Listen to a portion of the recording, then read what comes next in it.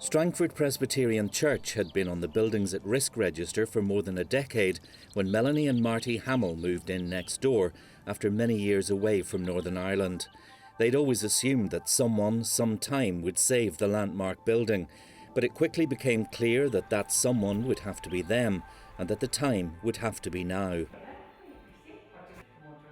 The conservation surveyor that we worked with, he described it as being on a tipping point. It had slowly declined over many years, but if something wasn't done, it was going to drop off a cliff. We discussed lots of different options, and we settled on use as tourist accommodation.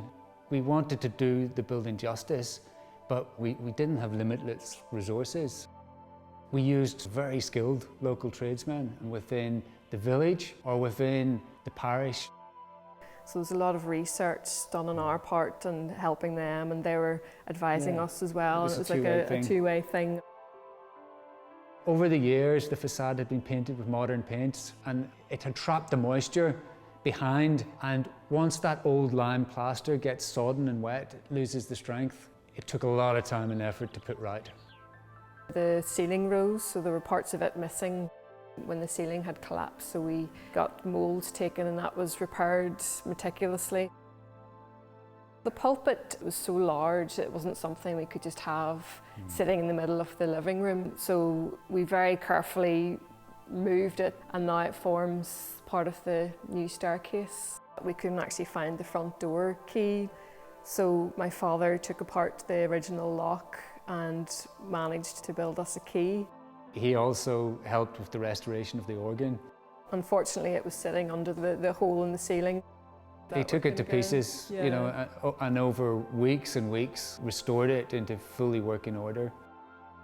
Any of our new interventions that we've made are to the rear of the building, and anything that we've done is reversible, basically. So we've put in a steel structure, we've created glass floors so you can still see the full windows. Within the new spaces, we've created internal windows, so you still have a connection out to the sanctuary space. So you very much have a feeling if you wake up in this church that you know where you are, you're fully aware of the history of the space that you're in. We're hoping to have some community events within the church also, that the local village can use it for events.